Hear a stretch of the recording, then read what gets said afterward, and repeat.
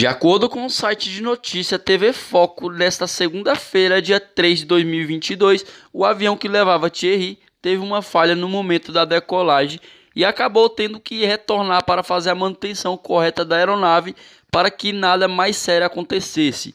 Em seu perfil oficial no Twitter, o cantor Thierry deu alguns detalhes no momento. Putz, prontos para voar, veio o aviso de termos que retornar à posição para manutenção da aeronave. Já estava sonhando com a decolagem, mas Deus está conduzido. Só espero que não demore muito, escreveu o cantor.